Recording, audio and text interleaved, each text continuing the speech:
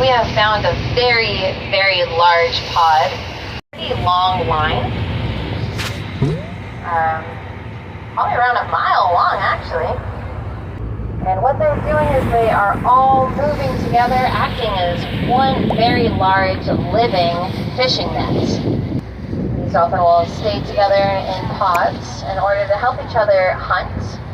They're group hunters. Once they have been moving around the channel, they're actively looking for bait fish, sardines, anchovies, and the like. Once they come across a school of those fish, they all work together to hunt. They can round up those bait fish.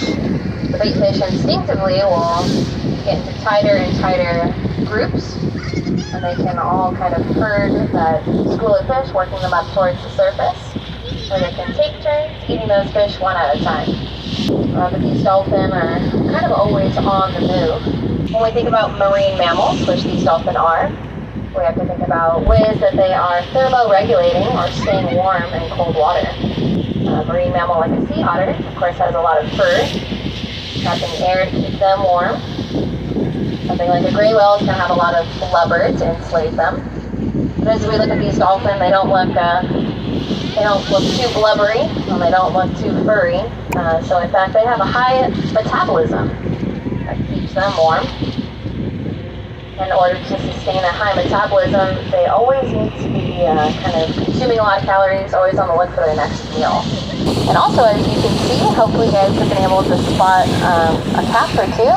There's a lot of babies here in the mix, getting very close to either their mom or another family member.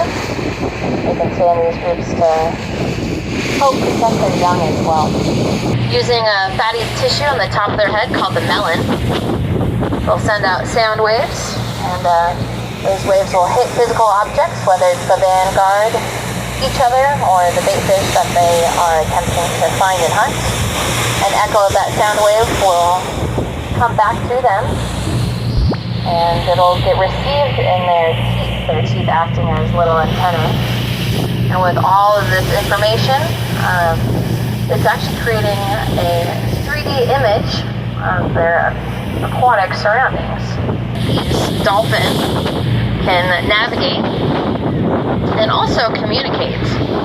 Sometimes when we're in such a large pod, we can actually hear those clicks and calls of these dolphins.